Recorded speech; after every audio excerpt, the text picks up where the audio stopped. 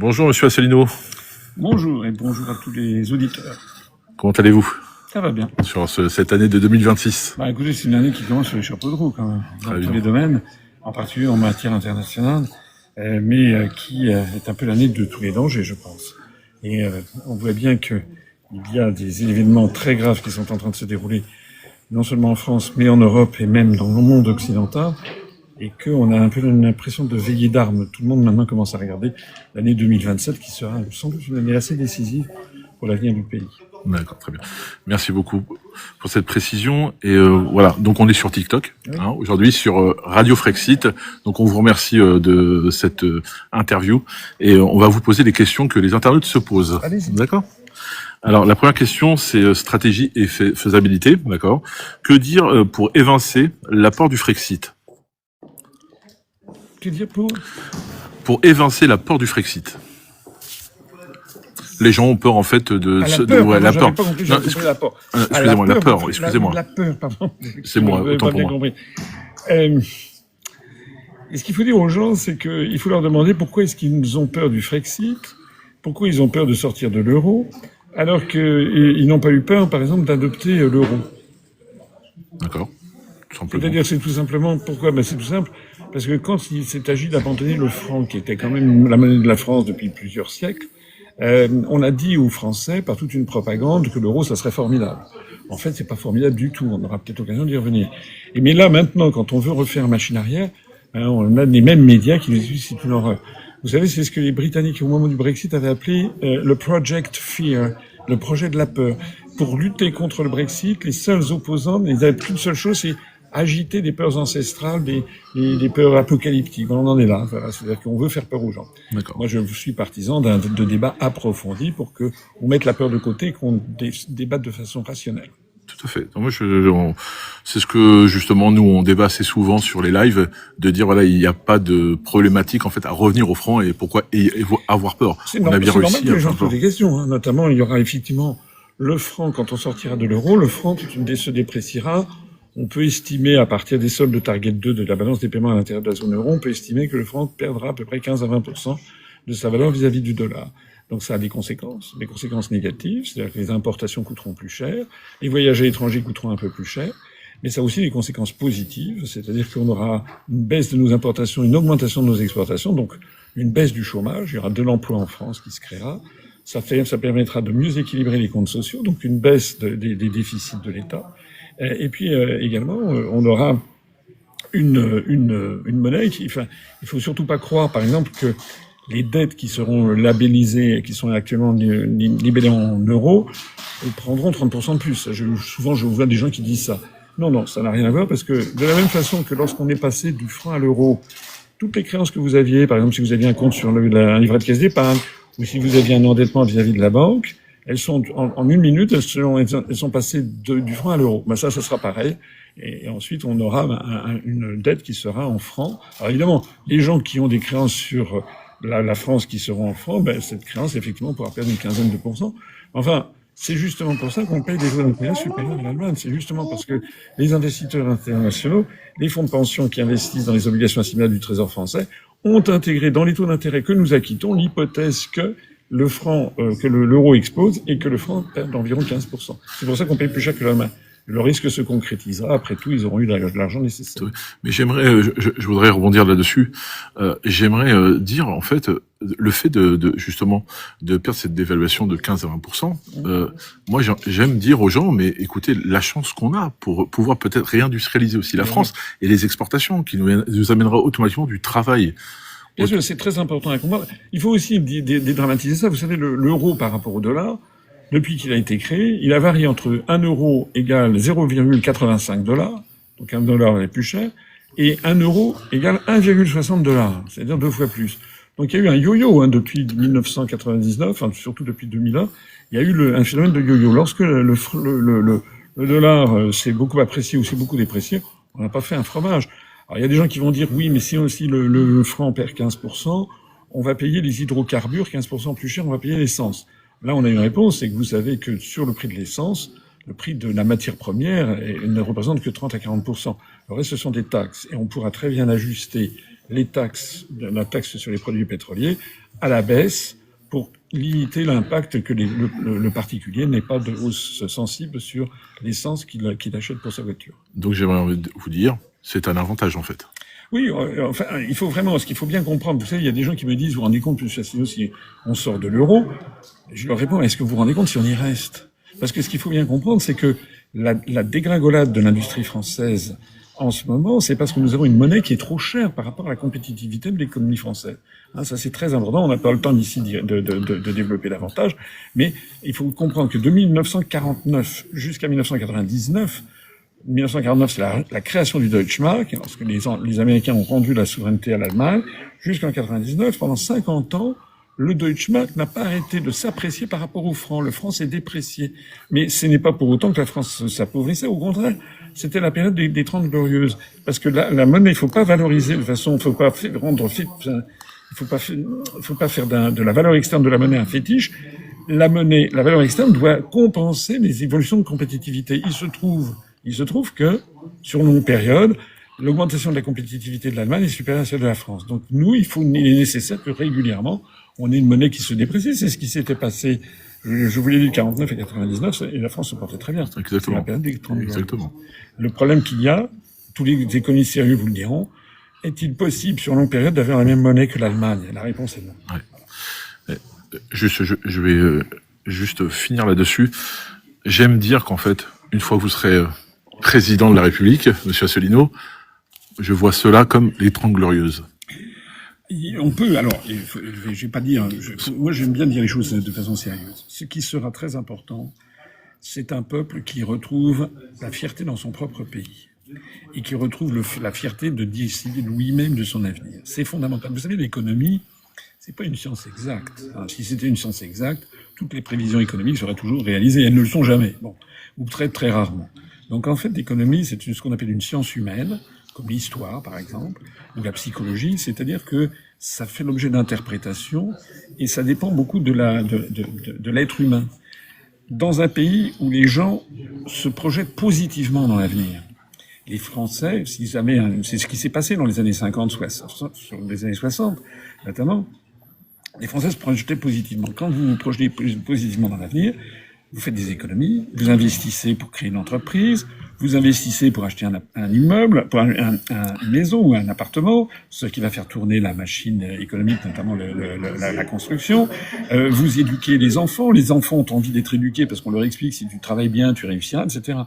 Ça, c'est quand un pays se projette de façon positive. Actuellement, les Français, ils sont extrêmement pessimistes sur l'avenir de la France, et à juste titre. Donc, quand vous êtes très pessimiste, il se passe quoi? Vous avez vu ce sondage récent qui montre qu'il y a plus de 35% des jeunes de moins de 30 ans qui veulent partir du pays. Qu'est-ce que vous voulez faire? Vous avez les gens, ils n'ont plus envie d'investir. Ils ont envie, les retraités ont envie de s'en aller au soleil. Les jeunes Français, ils ont envie d'aller à l'étranger. Et ils n'ont pas envie d'aller au Luxembourg ou au Danemark ou en Allemagne. Ils ont envie d'aller au Canada, en Australie, au Japon, etc. C'est-à-dire que il y a un véritable problème. À l'origine peut-être des crises qui traversent la France, il y a d'abord une crise morale. C'est-à-dire que les Français ne se reconnaissent plus dans leur propre pays, et ils ont l'impression que c'est plus eux qui décident, et c'est pas seulement une impression, c'est une réalité. C'est une réalité, tout à fait. Merci en tout cas pour ces précisions. Je vous en prie. On va passer à la question économie et programme. Alors, programme UPR non chiffré, souvent, c'est ce qu'on nous dit quand on est en débat, par exemple, avec les LFistes. Par exemple, ils nous le reprochent assez souvent. Que dire de cela? D'abord, c'est pas tout à fait vrai, puisque nous, on a fait des programmes, j'ai expliqué les économies que nous ferions. C'est le premier point. Le deuxième point que je dirais, c'est que dans l'histoire politique française contemporaine, jamais on a vérifié les promesses sur ce genre de sujet avec les résultats.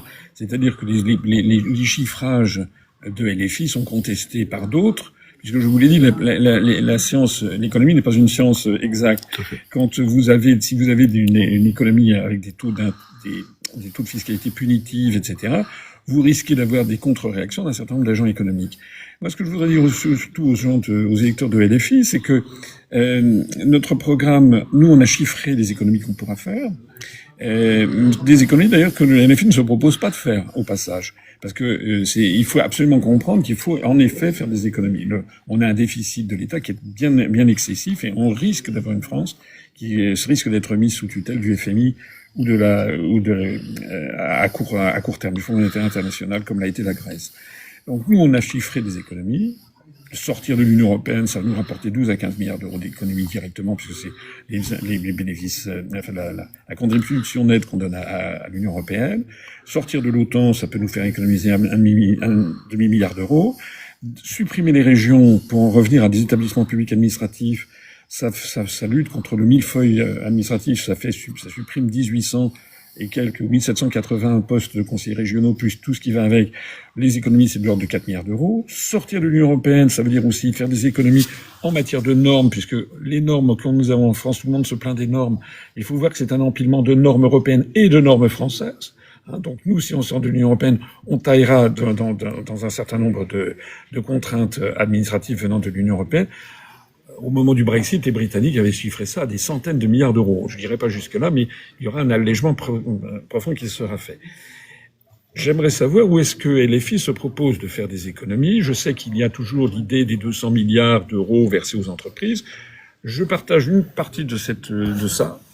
Mais je voudrais dire quelque chose sur ça. C'est que dans les 210 milliards d'euros que chiffre souvent LFI qui seraient donnés pour les entreprises, il y a dedans des subventions à des entreprises publiques. Ça, c'est justement le principe même du service public que je suppose LFI ne veut pas remettre en cause.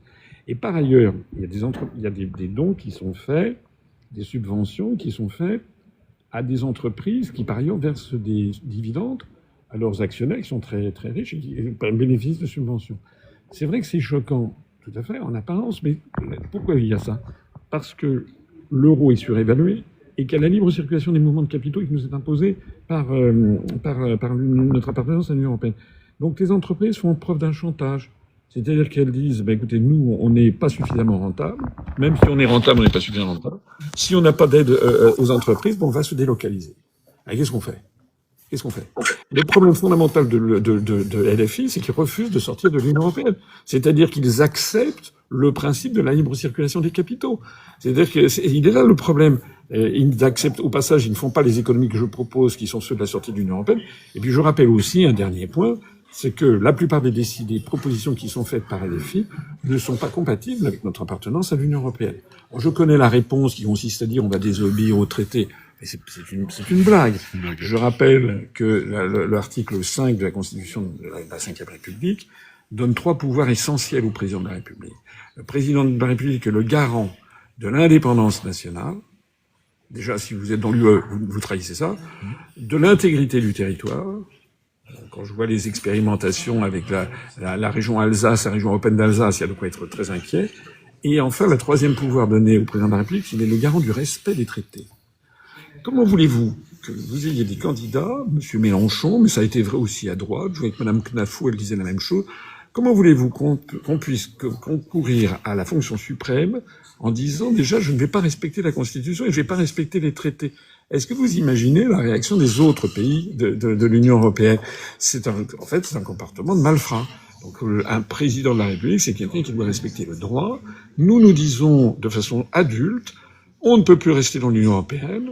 On ne va pas désobéir parce qu'on faudrait désobéir à chaque truc. Il faudrait désobéir sur les questions migratoires, il faudrait désobéir sur l'agriculture, il faudrait désobéir sur l'acétamiprine, il faudrait désobéir sur le Mercosur, il faudrait désobéir sur le taux de change de l'euro, etc.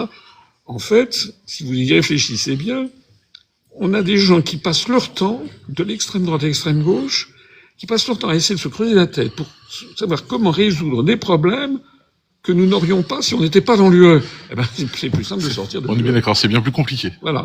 On est bien d'accord. On va passer sur loi et justice. Êtes-vous pour le rétablissement de la peine de mort pour la pédocriminalité? Alors, moi, je rappelle que j'ai proposé dans mon programme, et c'est pas nouveau, j'ai pas attendu les Gilets jaunes, puisque c'était déjà dans mon programme en 2012, j'avais pas pu être candidat, mais on l'avait déjà mis en 2011. Nous avons proposé, à l'époque on appelait ça le référendum d'initiative populaire, maintenant, pour coller à l'actualité, on appelle ça le RIC, le référendum d'initiative citoyenne. Et donc je pense que c'est typiquement le genre de référendum, je pense que c'est les Français qui doivent décider. Alors, D'ailleurs, on peut se poser la question pourquoi limiter ça aux crimes pédocriminels. Parce que, si vous voulez, je suis d'accord que c'est épouvantable. Vous savez, si vous avez une personne très âgée qui est martyrisée, torturée pour avoir cette économie jusqu'à la mort, c'est pas beaucoup plus glorieux dès que vous vous attaquez à des êtres en très grande fragilité, en très grande faiblesse, que ce soit des petits-enfants, que ce soit des handicapés, que ce soit des personnes très âgées, c'est dans tous les cas, c'est épouvantable dans tous les cas de figure. On peut aussi se poser la question de savoir est-ce que des forces de l'ordre, par exemple, qui se font tuer en service, c'est pas non plus très glorieux. Donc, je crois que le problème plus général, c'est de se poser la question est-ce que oui ou non, les Français veulent rétablir la peine de mort. Personnellement, je pense que c'est aux Français de décider. Or, on n'a jamais demandé aux Français, en fait. Ça a été imposé, la suppression de la peine de mort, et je rappelle que l'interdiction de la peine de mort figure dans ça fait partie de la Convention européenne des droits de l'homme, et ça fait partie, je crois aussi, plus ou moins, des directives de l'Union européenne. En tout cas, maintenant, la peine de mort a été supprimée partout en Europe. Alors, il y a des gens qui disent que ça serait un retour à la barbarie. C'est un vrai débat philosophique. Mais à mon avis, c'est typiquement le genre de sujet sur lequel le peuple français peut et doit se décider. Ou alors on n'est pas en démocratie. Complètement. Mais je vous rejoins tout à fait là-dessus. Et donc c'est même le fait du RIC que vous proposez, même sur d'autres situations, sur les grandes lignes en fait de la fin et de la directivité. Sachant bien d'ailleurs au passage, puisqu'on en est à parler des référendums, nous proposons d'accroître le recours au référendum. On garde les référendums tels qu'ils sont actuellement, plus exactement tels qu'ils ne sont plus, puisque ça fait 21 ans qu'il n'y a plus de référendum, justement parce que les gens qui sont au pouvoir se méfient des référendums. Pourquoi ils s'en méfient? Parce que quand il y a un référendum oui/non, vous avez des gens qui sont d'origine très différente, qui peuvent voter oui ou qui peuvent voter non. On l'a vu au référendum de 2005 sur la Constitution européenne, il y a eu 55% de non. Il y a eu là-dedans 30% qui venaient de la droite et de l'extrême droite et 25% qui venaient de la gauche et de l'extrême gauche. Et ça, c'est très intéressant parce que l'oligarchie qui tient le pays ne veut surtout pas de ça. L'oligarchie, elle veut maintenir artificiellement parfois la séparation droite-gauche. Bien sûr qu'il y a des gens qui sont plutôt de droite et d'autres qui sont plutôt de gauche. Mais aujourd'hui, là, dans la France où on est, les Français, ils ont bien vu, on vote à droite, on vote au centre, on vote à gauche. En fait, on a la même politique. Quelle est la différence de politique entre Sarkozy, Hollande, Macron? En fait, ils n'ont fait qu'appliquer les directives européennes. Voilà. Donc, nous, on dit qu'il faut sortir de l'Union européenne. Et pour sortir de l'Union européenne, il faut rassembler au-dessus du clivage droite-gauche. Ça, c'est fondamental. C'est la raison pour laquelle nous, on a un parti où il y a des gens, honnêtement, à aller consulter, à parler avec nos militants, on a des gens qui viennent de partout. On a des ex-RN, des ex-RPR, des ex du Parti communiste français, on a des ex qui deviennent du Parti socialiste, on a des Français de toutes origines, y compris, on a beaucoup de Français d'origine immigrée, soit dit en passant, parce qu'ils se reconnaissent dans un projet politique qui est le même que celui du Conseil national de la résistance, en 1943-44. Nous, on dit, pour le moment, s'afficher à droite ou à gauche, ça sert à une chose, ça sert à maintenir le système. Nous, on dit, on va suspendre, exactement comme la résistance, il faut que des gens de bonne volonté de droite et de gauche se rassemblent avec un programme de récupérer notre souveraineté nationale. Exactement le CNR. Et puis une fois qu'on aura récupéré notre souveraineté nationale, à ce moment-là, tout naturellement, les gens reviendront à des programmes plus à droite ou plus à gauche. Mais ça n'empêche pas d'avoir un programme que nous avons détaillé, parce qu'il y a des gens qui disent on n'a pas de programme. Si, on a un programme. Je me permets d'ailleurs de souligner que c'est pas très compliqué de le découvrir. Il suffit de taper sur Google Asselineau et programme. Alors, vous le trouverez tout de suite. C'est des gens qui disent on n'a pas de programme. Si, on a un programme. Allez le consulter avec 27 chapitres. Et justement, vous verrez que c'est un programme qui s'inspire assez étroitement du CNR et qui vise à rassembler un petit peu les Français sur ce qu'ils ont en commun. Par exemple, nous voulons absolument défendre les services publics. Parce que c'est pas vrai que on entend beaucoup de gens qui veulent tout privatiser, mais c'est que ça correspond pas au fond de la société française. Les Français, ils ont besoin d'un État puissant qui assure la justice sociale. De Gaulle l'avait parfaitement compris. Et ça remonte, c'est une vieille tradition française, ça remonte à Saint-Louis, qui a été le créateur de ce qu'on appelait les établissements de commun profit, payés sur la cassette du roi. Et donc les Français, ils ont besoin d'un État qui assure la justice sociale. Même, vous savez, moi je n'ai jamais vu, ça fait 18 ans que je parcours la France, même des gens très à droite, je n'en ai jamais vu qui disent qu'il faut qu'il y ait une médecine pour les très riches, une médecine moins bien pour les classes moyennes, et puis presque une médecine au rabais pour les pauvres. Il y a un grand consensus en France qui traverse le clivage droite-gauche sur le fait que tout le monde est d'accord sur pour les grands moments de la vie, la naissance, l'éducation, la maladie, la mort, les Français doivent être traités sur un pied d'égalité. Donc nous, on revient vraiment sur ces sujets. Alors après, il peut y avoir des politiques plus à droite, plus à gauche, plus ou moins socialisées. Mais nous, dans un premier temps, on rétablira. Excusez-nous. Dans un premier temps, on rétablira ce qui est là, le socle commun de ce qu'avait fait la France. Par exemple, très concrètement, on interdira et on reviendra sur les privatisations en cours de la SNCF, d'EDF, la privatisation des barrages hydroélectriques, toutes ces privatisations rampantes qui sont imposées par l'Union européenne. Faut bien que les gens comprennent ça. On le cache aux Français. La privatisation par exemple, de l'hydroélectricité des barrages, c'est imposé par l'Union européenne. Il y a un article des traités, l'article 121 du traité sur le fonctionnement de l'Union européenne, qui impose, qui donne à la Commission européenne le droit de faire des grandes orientations des politiques économiques, les GOP, et qui donc demande chaque année à la France, comme aux autres pays, de prendre des mesures qui s'immiscent réellement dans la vie politique et économique du pays. À partir du moment où nous, on sera revenus au pouvoir, eh bien, vous pourrez compter sur moi pour les grands services publics. On a un programme même de nationalisation.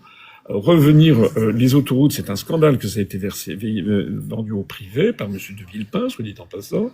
C'est le travail des Français. Il faut que les Français disposent de leur grand réseau, les réseaux d'adduction d'eau, les autoroutes, et puis une médecine, revenir à la médecine qui était une médecine excellente il y a encore une vingtaine d'années, et qui est sous les coups de boutoir de la Commission européenne. Voilà un petit peu notre idée. Sur les retraites, puis on fait un petit tour d'horizon. Nous avons dit que nous voulons inscrire dans la Constitution le principe de la retraite par répartition. Ce qui n'empêche pas qu'on peut avoir des retraites complémentaires par capitalisation. Mais on voit bien que dans le discours actuel, où on effraie les Français sur les retraites en disant il y a un déficit de 15 milliards d'euros, ce sont les mêmes qui ont endetté la France de 1000 milliards d'euros pour rien et qui nous disent attention, on va avoir un déficit pendant quelques années de 15 milliards d'euros. Donc nous disons qu'il faut conserver les retraites par répartition, parce que nous combattons ce discours. Vous savez ce qui se cache derrière ce discours, c'est en fait de filer les retraites au privé, c'est-à-dire à BlackRock, à Vanguard et aux grands fonds de pension américains. Donc ça, il n'en est pas question. Parce que ça, c'est un problème d'indépendance nationale. Tout à fait. Non, mais il y aurait tellement de choses à dire là-dessus. Non, mais c'est un grand sujet, mais bon, on n'a pas tout ce temps. Et en tout cas, on tient à vous remercier encore pour ce rendez-vous. Alors, sur votre position du CFA, en fait, en Afrique, oui. Ouais, tout à fait. Ça, je l'ai dit depuis des années. Ouais, on l'a fait déjà répondre plusieurs fois. Alors, les gens qui se posent cette question, donc à taper Asselineau CFA, j'ai dit depuis longtemps que, la France, c'est un des trésors que nous possédons, ce sont nos relations avec nos anciennes colonies, en particulier avec la francophonie, en particulier avec l'Afrique. Ça, c'est le premier point. Deuxièmement, ce sont des relations qui doivent être complètement modifiées, parce qu'il y a eu des relations après les indépendances en Afrique, il y a eu des relations très paternalistes, avec des réseaux, les réseaux de formation, tout le monde est au courant que la plupart des chefs d'État d'Afrique francophone appartenaient à des réseaux de formation avec des Français, tout ça. C'est plus possible. C'est plus possible. Les pays d'Afrique sont devenus des pays développés, enfin, ils se développent beaucoup. On a une jeunesse africaine qui a recours à TikTok, à Internet, etc.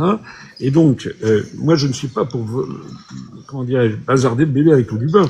Il faut complètement changer les relations entre la France et l'Afrique, notamment les rétablir sur un pied d'égalité. Et dans ce pied d'égalité, j'ai dit et je redis que nous aiderons les pays d'Afrique qui le souhaitent à sortir du CFA pour avoir des monnaies nationales.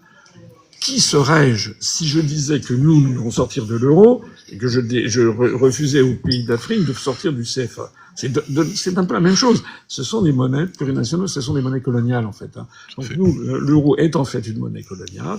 On veut récupérer le franc français. Je comprends parfaitement que les peuples d'Afrique veuillent avoir leur monnaie nationale. Et nous les aiderons en ce sens. Ce qui est juste. Voilà. Mais parce qu'il faut rétablir de la justice. Tout à fait. Et si vous voulez, je pense que là, la France, en ce moment, connaît une éclipse en Afrique parce que la France est très mal dirigée. On est dirigé par quelqu'un qui est un traître à la nation, qui a pris des positions les pays d'Afrique vont faire leur expérience, peut-être en se rapprochant des Russes, en se rapprochant des Chinois. Ils verront. Et puis je pense qu'ils se rendront compte, au bout du compte, que on a quand même beaucoup de choses qui nous lient avec les pays d'Afrique, ne serait-ce que l'histoire, la langue, comment dirais-je, les échanges d'étudiants, les échanges familiaux, les mariages mixtes, etc. Et donc on a beaucoup de points en commun. C'est pas maintenant qu'il faut laisser tomber l'Afrique, au contraire. Et je dirais même en plus, moi je suis très optimiste sur les capacités de développement de l'Afrique au XXIe et XXIIe siècle. Il suffit de voir. Actuellement, l'Europe, elle végète, et il y a des taux de croissance, par exemple, au Sénégal, qui sont très impressionnants. Donc, on peut très bien avoir, et je pense que ça sera le cas, des pays d'Afrique qui deviennent des puissances économiques réelles, et c'est vraiment dommage que la France les mise à l'écart à cette occasion. Et je pense que c'est en train de changer même. Hein. Il y a beaucoup de porteurs de projets en Afrique, hein, qui commencent à développer. Hein. Oui, par exemple, il y a un point, enfin, ça ne concerne pas la France, mais c'est une statistique qui date d'il y a quelques années qui m'avait frappé. En Angola, qui était une ancienne colonie portugaise, il y a désormais plus de Portugais immigrés en Angola que d'Angolais immigrés au Portugal. Ce qui prouve que l'histoire change, l'histoire évolue, et il faut garder à tout ça, si possible, une relation d'amitié et de fidélité avec nos amis africains, mais qui doit être en effet découplée maintenant de toute idée de paternalisme ou de domination. Moi, j'avais prévu, sortant de l'Union européenne, que nous proposons à l'UNESCO de dégager les locaux de Paris et de s'installer à l'UNESCO, donc c'est il y a 150 pays du monde, de s'installer dans les locaux laissés vides à Strasbourg. Donc on proposait ça à l'ONU, ça serait beaucoup plus adapté. Et les locaux qui y a à Paris, de proposer une espèce de parlement de la francophonie. Parce que je pense que nous pourrions, d'abord, le siège du Conseil de sécurité de la France, il pourrait être mis au service, pas seulement de la France, mais de la francophonie. Et on pourrait, sur toute une série de sujets, je sais pas, le commerce nord-sud, la position sur la Palestine, par exemple. On pourrait définir des positions qui ne seraient plus seulement celles de la France, mais qui seraient celles de la France et d'un certain nombre de pays, par exemple d'Afrique, mais aussi du Québec, de la Belgique ou de la Suisse ou je ne sais pas quoi, et qui se reconnaîtraient dans une vision, parce que une langue, c'est aussi une vision du monde. Hein. On n'a pas la même vision du monde quand on parle le français ou quand on parle l'anglais. Je pourrais vous en parler longtemps. On a une position originale et que l'on pourrait développer au niveau international. Voilà, par exemple, quelque chose où la France ne donnerait pas le là, mais elle pourrait, au contraire, mettre en partie à disposition des pays d'Afrique notre siège au Conseil de sécurité pour qu'on ait des positions communes entre la France et les pays francophones. Alors, merci en tout cas pour ces réponses sur ces questions. On avait projet de demander à d'un internaute, un TikToker, de vous poser sa propre question, d'accord, qui s'appelle Rêver, qui vous a déjà rencontré, oui, qui vous avez déjà apparemment partagé des repas ensemble. Voilà, donc je demande à Rêver de pouvoir poser sa question. Merci Rêver. Allô, vous m'entendez? Alors, je vais mettre le son un peu plus, vas-y, tu peux. Bonjour Président, est-ce que vous m'entendez? Oui, je vous entends, bonjour. Bonjour, donc oui, j'étais la personne qui vous avait offert le JT Le Couvert en 2012 après une conférence à Avignon. Oh, il y a longtemps, longtemps. Oh, oui, donc, c'était il y a 14 ans. Voilà, je tiens à rappeler aussi à tous les auditeurs que vous êtes le seul digne représentant du peuple libre de France. Faut bien l'avoir à l'esprit. Libre dans le sens où ce sont les gens qui vous suivent sont ceux qui ne sont pas matrixés par les médias mainstream et vous êtes le seul espoir de rendre ce peuple libre. La question, oui, s'il te plaît, Président, la question porte pour motiver les gens de bonne volonté à s'investir. Et ils sont de plus en plus nombreux, comme vous le constatez, comme nous le mesurons nous sur TikTok. La question est-ce que des messages d'encouragement, de motivation, ne donneraient-ils pas du baume au cœur à ces militants qui ont besoin de cela pour s'investir pleinement? Oui, bien sûr. Si je peux en profiter là de le faire en engageant tout le monde. D'abord, félicitant cette Radio Frexit, qui est une initiative spontanée. Et je pense qu'on est au XXIe siècle. Et on a une répartition très intéressante de la connaissance et du pouvoir grâce aux réseaux sociaux. C'est vraiment fondamental. Maintenant, chaque individu, à la limite, peut prendre l'initiative de lui-même de créer presque sa propre radio. C'est ce que Sullivan Gilles a fait avec Radio Frexit, de faire sa radio et de développer ses idées, de reprendre, par exemple, certains de mes messages. Vous savez ce qui s'est passé en Roumanie. Ça doit être un exemple pour nous. En Roumanie, Georgescu C'est un haut fonctionnaire, un peu mon profil, il avait été ambassadeur de Roumanie à l'ONU. Il a fait un programme où il disait qu'il fallait que la Roumanie sorte de l'Union européenne. Sinon, c'était une nouvelle dictature comme celle de Ceausescu qui risquait de revenir. Il était donné dans les sondages, il était interdit d'antenne, comme je suis interdit d'antenne dans les grands médias. Il était donné 3 ou 4 mois avant la présidentielle, il était donné à 1% dans les sondages. Il a terminé premier au premier tour avec 22% dans les sondages, essentiellement grâce aux réseaux sociaux, notamment grâce à TikTok. Et c'est pas uniquement, contrairement, on a voulu faire croire que c'était les Russes, mais les Russes, c'est pas les Russes qui avaient fait en sorte que les gens aillent voter en faveur de non. Ce qui s'est passé, c'est que il y a eu en Roumanie énormément d'internautes, de TikTokers qui se sont mobilisés, qui ont relayé. Donc moi, je dis ici à toutes les personnes de bonne volonté, allez-y. Il y avait énormément j'ai fait beaucoup de conférences. Je fais des directs sur UPR TV tous les mercredis. Vous pouvez vous saucissonner, vous prenez un morceau, 1 minute, etc., et qui vous paraît amusante, intéressante, percutante, etc. Vous êtes libre, hein, c'est libre de droit, et vous diffusez ça. Et je pense que ce réseautage peut vraiment changer la donne, parce que je vois qu'actuellement, les Français sont complètement aux abois. Et ce qui est le plus triste, honnêtement, si les médias, on était dans une démocratie, si j'étais invité régulièrement à la télévision, honnêtement, je pense que je serais élu président de la République. Parce que le message que je porte est un message de libération qui parle à beaucoup de gens. Leur pouvoir est réduit qu'à une chose, on invisibilise, on ne sait pas qui je suis. Voilà. Et donc, face à ça, il faut agir comme dans toute dictature. C'est comme, par exemple, pendant la résistance française, il y avait des journaux clandestins. TikTok, c'est un peu un journal clandestin, mais qui doit se répandre à des centaines de milliers, même des millions de Français, notamment des jeunes Français. Alors, merci Monsieur Asselineau. Vous devez faire une conférence sur l'agriculture aujourd'hui et la ruralité. Donc, merci en tout cas, on va rendre l'antenne. Merci beaucoup. Bon courage encore. Merci.